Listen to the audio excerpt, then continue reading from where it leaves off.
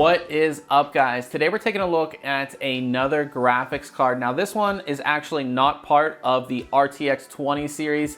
This is the very oddly named GTX 1660 Ti. So this is the sub $300 range, and this is a Turing card, but it has no RT cores and no Tensor cores, so no real-time ray tracing and no DLSS. This one that we're taking a look at today is from Gigabyte. It is their GTX 1660 Ti Gaming OC 6G. So let's go ahead and take a look. Before we get into the Gigabyte card specifically, let's talk about the GTX 1660 Ti in general. This card is based off the TU116 silicon, which is part of the Turing architecture. The card features 1536 CUDA cores as well as 6 GB of GDDR6 memory, which is running across a 192-bit wide memory interface.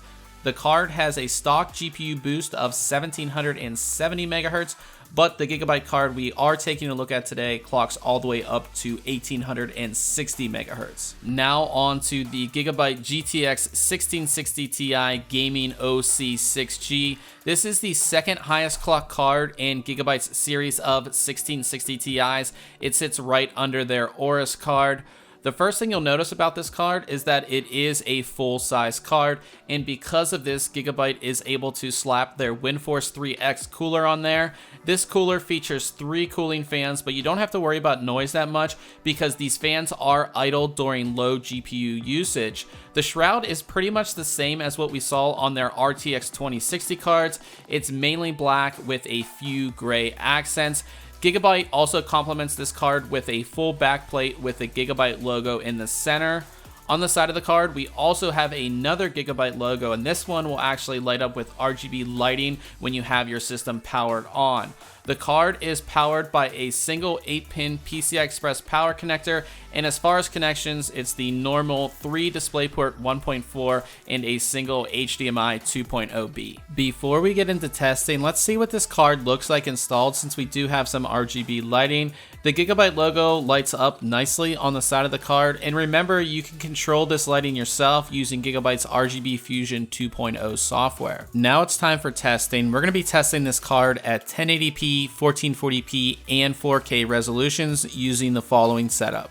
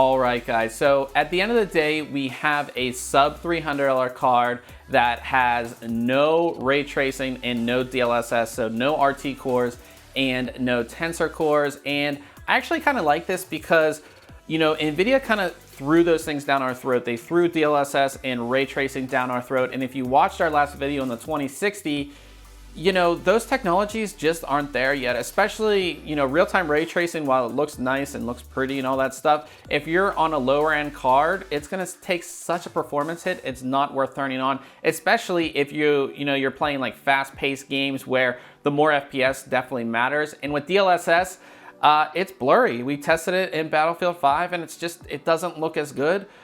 You know, when you have it turned off, compared to having it turned on, it just doesn't look as good. So again, those technologies aren't there yet. So with this card, you have none of that, and you have a card that performs pretty well. At 1080p, you're definitely gonna get over 60 FPS with your settings turned all the way up. At 1440p in some titles, you might get that, but you know, you might need to turn your settings down, you know, just a little bit, but not really that much. So definitely a good 1080p card as well as a 1440p card here. How it compares to, say, like the RTX 2060 in our testing with the 6 games that we tested, it's anywhere from 15 to 20% slower, so that's something to definitely keep in mind. You know, the card that we took a look at today is Gigabyte's GTX 1660 Ti Gaming OC 6G.